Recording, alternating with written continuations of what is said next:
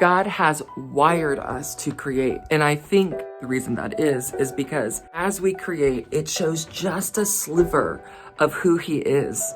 And because of that, I think creation is one of the most important things that we will do on this earth. But in my experience, there has been one thing that keeps me from creating. So that's what we're talking about today. And we're also talking about what to do about it. Do you want to go on a walk?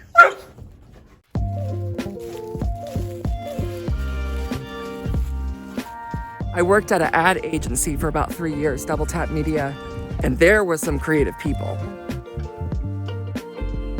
I mean, they dressed like creatives. There was a lot of hats involved. They were brilliant. And I mean, here I am every day showing up in my black shirt. So I've never considered myself, nor did I feel like, a creative person. And I started to realize I needed to broaden my definition of creativity. So with some of my own thoughts and thoughts of friends, here's my new definition of creativity.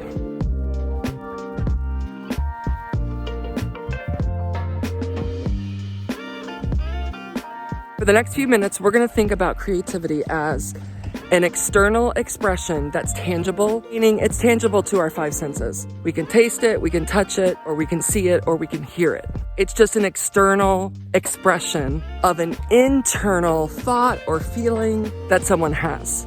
Here's the kicker about that external expression. It is good and it benefits others, and it shows us a piece, just a piece of who God is. That, in my mind, is what creativity is. And this external expression does not have to be painting or dancing or creating music or singing. I was thinking of some of my friends and family. My sister Mary using her external expression in a tangible way to benefit others, show us a piece of God by doing a Christmas out of the box for our family. My friend Lindsay, a Wonder Woman when it comes to creative problem solving, thinking out of the box to help a team come up with a solution. My nephew Tim, creativity in his leadership that 100% benefit his team. My sister Martha, teaching overseas children, using props and all kinds of stuff, using her creativity to benefit them. My husband Jared, building systems and internal websites for his company. His hope, his dream is just to make their life easier through his creative thinking and creative building. So creativity comes in all shapes and sizes. It looks different, sounds different, feels different according to how we're gifted and wired. But unfortunately, I think it does have one thing in common. That is insecurity. Even as I was pulling this stuff, I'm going to Facebook. You guys probably already saw it. And saw that as my sister was creating this, there's a typo, a big old typo right in the title. What if Mary had said, "Oh, I'm no good at spelling," which, by the way, that just runs in our family. And so she's like, I can't do this. What are they going to think? Then we would not have benefited from it. Insecurity will ask questions like, what will they think? What will she think? What will he think? What if I can't do it? I'm not any good at this anyway. Does this even matter? Will this even benefit anybody? Is God even asking me to do this? Will this really reflect who God is? If you're like me and you're doing something creative, expressing in a tangible way, something on the inside of you, from sending cards to sending cupcakes, to writing, to dancing, to teaching, this will be the thing that will keep you from creating. So what I thought we'd do in this video is I want to show you what has been most helpful for me in getting over this insecurity to create, to express myself, to just show just a sliver of who God is. It's what we're made for. We're going to rewind the clock. This is probably 2 months ago, and where I was in a particular creation process and what I was thinking and feeling as I was creating. Andy and I are in the middle of trying to create content for January. We plopped ourselves in Hebrews 10. Here's the problem. Here's the crunch. We always get to this point too, which is very frustrating for me, is that I feel like I've sat in it for so long that I understand the concept of Hebrews 10, or I think I understand, and I think I understand how to communicate it. Here's how I know I'm wrong. When I communicate it to Andy, she's like, yeah, but I kind of still don't get it. So then I'm communicating it to other friends and seeing there's still a little bit of a confusion on their end too, which is like, okay, so this is not just Andy's problem. And this is not just their problem. It's a way that I'm communicating it. It's the most frustrating part for me to be at as a Bible teacher, where I think I understand it and I think I understand how to communicate it, but I don't, because people are confused, which means I'm sitting out here in my hammock, listening to worship music, asking God for help, pulling out my iPad and starting to do some drawing to try to get what's in here, what I think I understand, out in a way that at least has a little bit of a picture. So that's what I'm doing.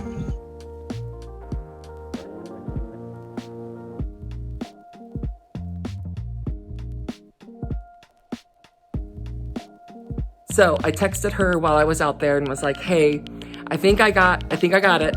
Where we were confused, I think there's clarity. Hopefully we will get this stuff done.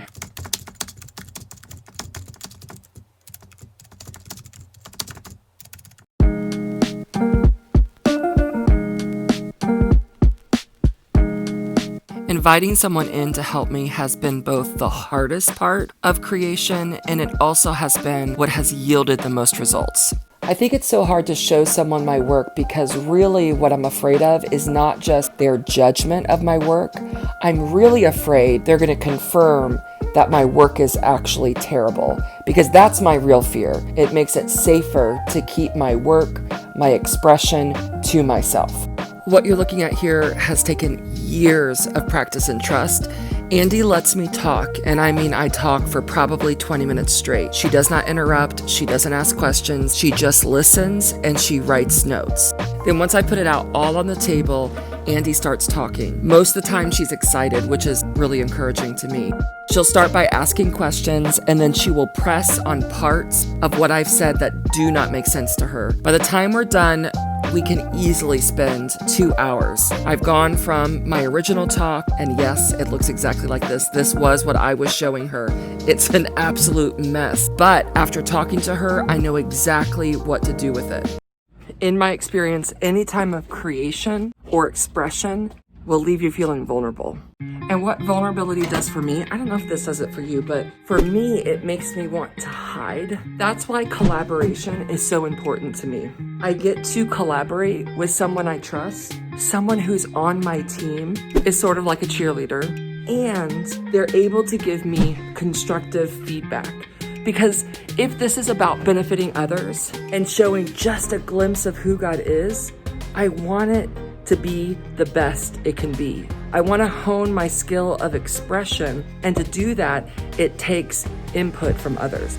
My first question for you is, what is your form of expression? What do you feel uniquely wired to express toward others for their benefit and to show people who He is, to make God look beautiful because He is? Oh, please, would you comment below on what your expression is? Listen, this can be so small. I want to hear it.